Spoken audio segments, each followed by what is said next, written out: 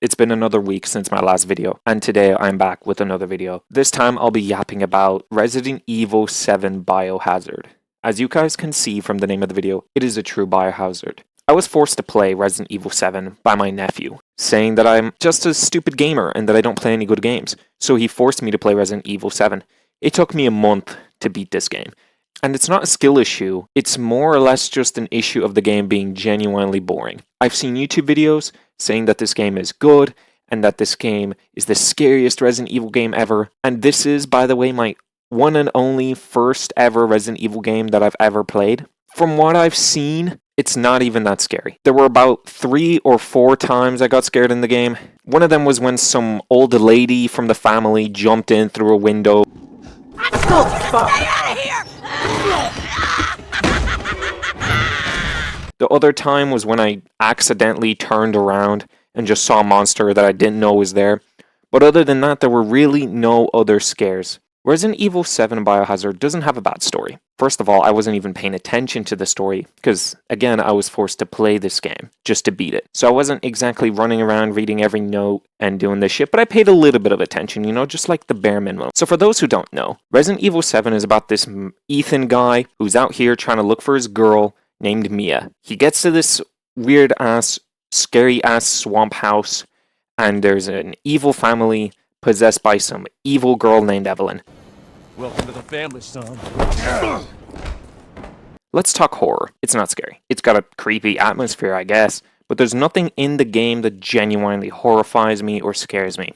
The only game that has ever scared me in my entire life is probably Granny when I was younger, and Cry of Fear. Why is there a chainsaw? What the fuck? Hello? What the fuck? Go! Oh my god! Go, go, go, go, go! Other than that, there are no other games that have ever scared me. Sure, there's a few jump scares in this game, and only one of them made me jump. But other than that, the horror factor is not even in this game.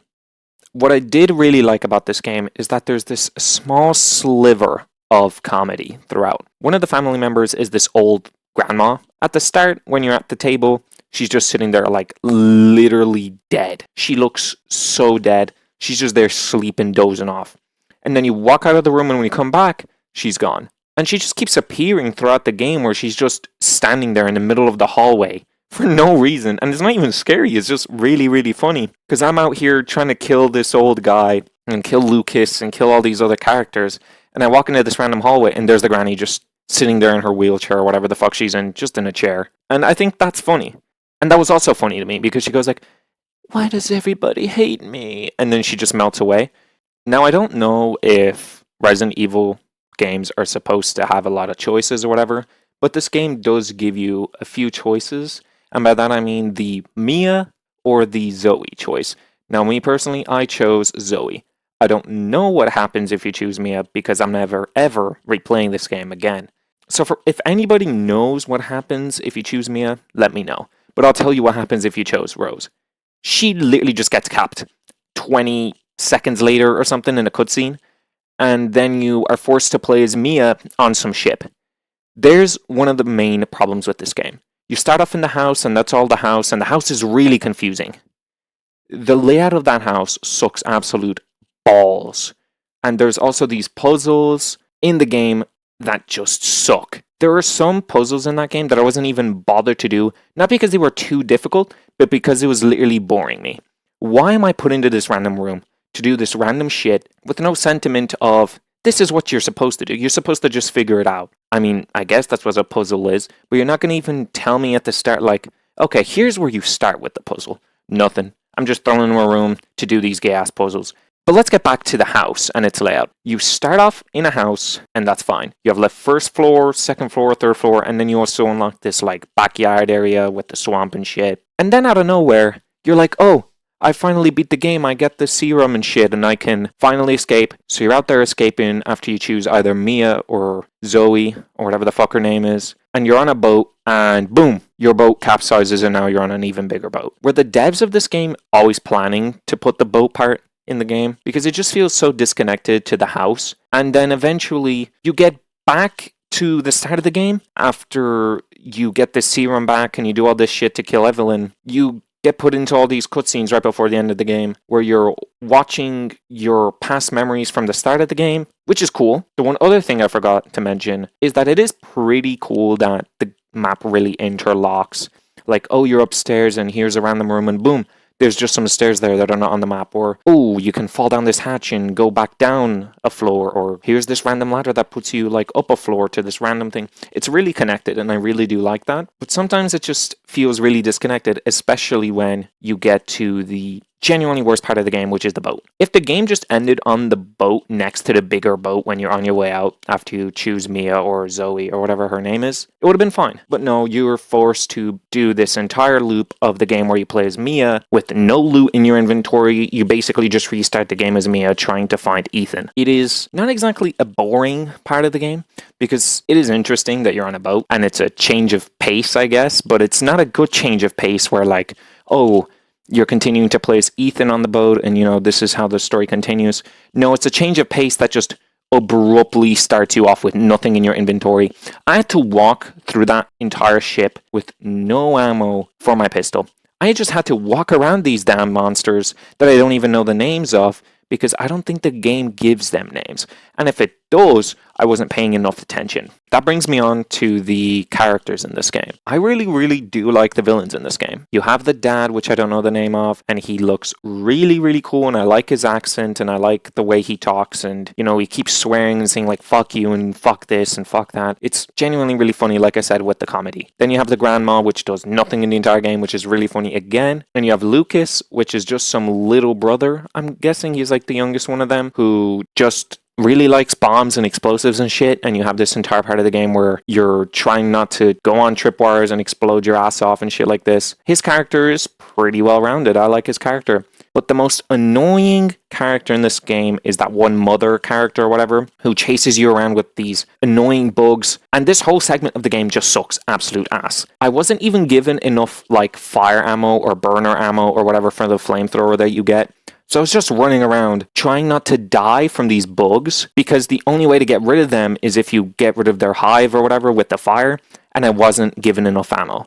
Eventually you find enough ammo after you do all these other things, but just give me some ammo, bro.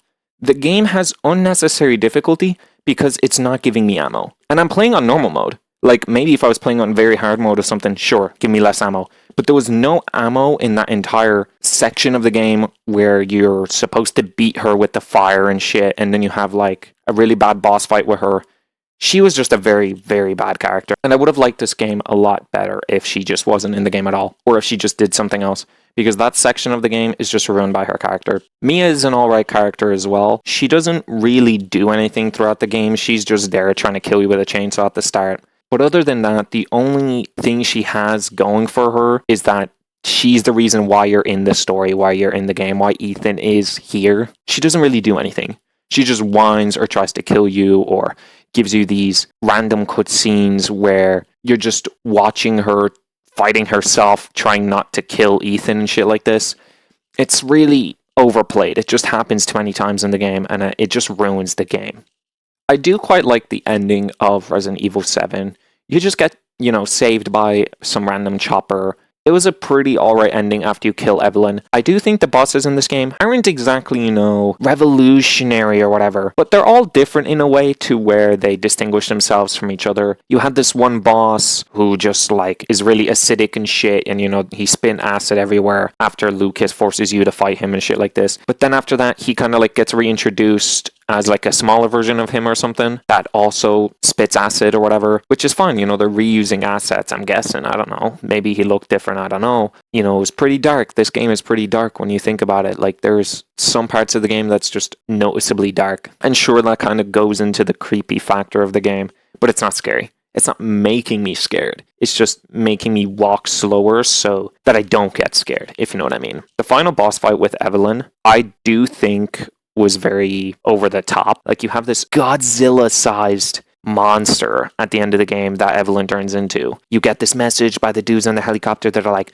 just shoot her with this pistol that, out of nowhere is just there on the floor next to you. It just doesn't make very much sense, and it's a lot of plot convenience. But other than that, it's a cool boss. Like, it looks cool, all this shit. But the boss fight itself is really easy for a final boss fight, and it's really over the top. So in the end of the day, Resident Evil 7 Biohazard is a true Biohazard. So out of 10, I would give this game a 5 Biohazards out of 10. It's alright, and I'm sure that if you do like Resident Evil, it would be a fun game for you. But I don't really like puzzle games, and I really don't like this game because of how boring many segments of it are. If you made it this far, just remember to subscribe and like the video, and share this video with your family and friends and your girlfriend and your boyfriend and everybody you possibly know.